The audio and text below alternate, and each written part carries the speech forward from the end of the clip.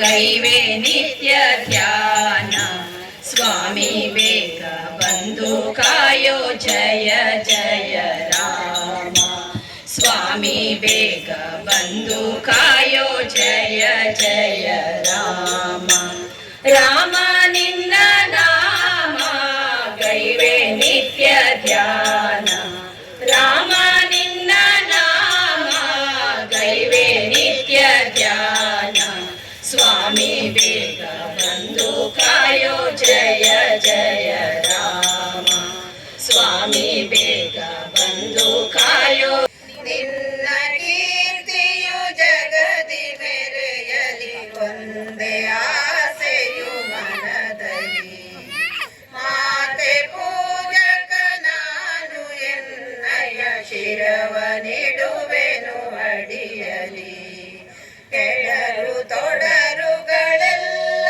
ತುಳಿಯುತ್ತ ಮುಂದೆ ನುಗ್ಗುವೆ ಭರದಲ್ಲಿ ನಿನ್ನ ನಾಮ ನಿನಾದವಾಗಲಿ ಶ್ರಮಿಪೆನ ಪ್ರತಿ ಕ್ಷಣದಲ್ಲಿ ನಿನ್ನ ಗೌರವಕ್ಕೆದುರು ಬರುವ ಬಲವ ಜಗದ ಜನನಿ ಭಾರತ ಇದ ಕೇಳಿ ನಲಿಯುವೆ ಮನದಲ್ಲಿ.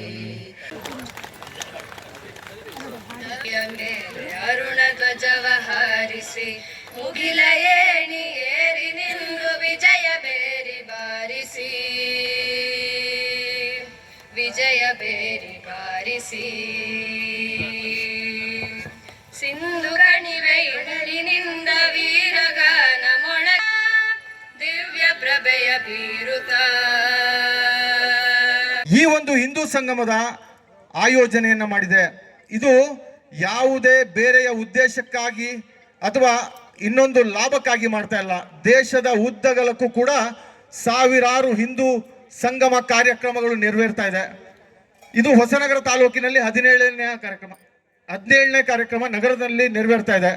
ಸಮಯವನ್ನ ಅವರುಣಿಯೋ ಅಂತ ವಿಶ್ವ ಯಾವ ಕೆಲಸಕ್ಕೆ ಬರಲ್ಲ ಅಂತಿಲ್ಲ, ಎಲ್ಲ ಕೆಲಸಗಳಿಗೆ ಬಂದು ಸಹಕಾರ ಕೊಡ್ತಕ್ಕಂಥ ಮನೋಭಾವ ಸ್ವತಃ ಇವತ್ತು ನಿನ್ನೆಯಿಂದ ಅಂತಲ್ಲ, ತನ್ನ ವಿದ್ಯಾರ್ಥಿ ಜೀವನದಿಂದ ಸಮಾಜ ಸೇವೆಯಲ್ಲಿ ಮಗ್ನನಾಗಿರ್ತಕ್ಕಂಥ ವಿಶ್ವನಾಥ್ ಅವರು ಇದೀಗ ಪಂಚಾಯಿತಿ ಸದಸ್ಯರು ಕೂಡ ಹೌದು. ಆ ಮೂಲಕ ಸಮಾಜ ಸೇವೆಯನ್ನ ಮಾಡ್ತಾ ಇದ್ದಾರೆ. ಪೌರ ಕಾರ್ಮಿಕನಾದಂತಹ ರವಿ ತನ್ನ ಕಾಯಕದಲ್ಲಿ ಈ ರೀತಿಯಾಗಿ ರಾಷ್ಟ್ರಭಕ್ತಿ ಜಾಗೃತವಾಗ್ತಾ ಇರಬೇಕು ಅನ್ನೋದಕ್ಕೆ ಆತ ಕೂಡ ಮಾದರಿ.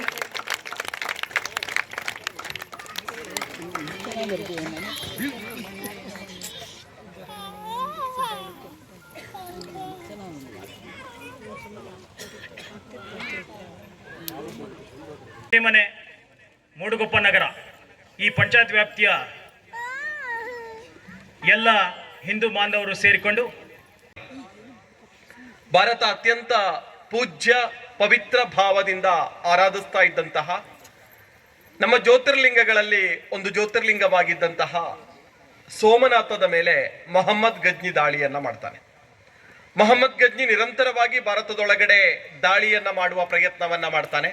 ಅವನ 17ನೇ ಬಾರಿಯ ದಾಳಿಯಲ್ಲಿ ಸೋಮನಾಥವನ್ನ ನೆಲಕ್ಕುರುಳಿಸ್ತಾನೆ ಅಥವಾ ಅದನ್ನ ಧ್ವಂಸಗೊಳಿಸ್ತಾನೆ ಅನ್ನುವಂಥದ್ದು ಇತಿಹಾಸ ತಿಳಿಸಿರುವಂತಹ ಸತ್ಯ. ಮತ್ತೆ ಮತ್ತೆ ದಾಳಿಗಳಾದವು. ಅದು ಖಿಲ್ಜಿಯ ಕಾಲದಲ್ಲಿರಬಹುದು ಅಥವಾ ಸೌರಾಷ್ಟ್ರವನ್ನ ಕೇಂದ್ರವಾಗಿಟ್ಕೊಂಡು ದಾಳಿಯನ್ನ ಮಾಡ್ತಾ ಇದ್ದಂತಹ ಮೊಹಮ್ಮದ್ ಸುಲ್ತಾನ್ನ ಕಾಲದಲ್ಲಾಗಿರಬಹುದು ಅಥವಾ ಎಳ್ಳು ಜೀರಿಗೆ ಬೆಳೆಯುವ ಭೂಮಿ ತಾಯಿಯ ಎದ್ದೊಂದುಗಳಿಗೆ ನೆನೆದೇನ ಅಂತ RSS ಬಂದ್ಮೇಲೆ ಈ ಹಾಡು ಬರೆದಿದ್ದಲ್ಲ. ಅಂದ್ರೆ ಈ ದೇಶದಲ್ಲಿ ಅಥವಾ ಈ ನೆಲದಲ್ಲಿದ್ದಂತಹ ಸಾಮಾನ್ಯ ಕೃಷಿ ಮಾಡ್ತಾ ಇದ್ದಂತಹ ಒಂದು ಮಹಿಳೆಗೂ ಅವಳ ಭಾವನೆಯ ಒಳಗಡೆ ಅರಳ್ತಾ ಇತ್ತು. ಅವಳ ಭಾವನೆ ಅರಳಿ ಹಾಡಾಗಿ ಪರಿವರ್ತನೆ ಆಗ್ತಾ ಇತ್ತು. ನಾನು ಮುಂಜಾನೆ ಎದ್ದು ಯಾರನ್ನು ನೆನಿಬೇಕು? ಇನ್ನು ಯಾರನ್ನು ನೆನೆಯುವುದಕ್ಕೆ ಸಾಧ್ಯ?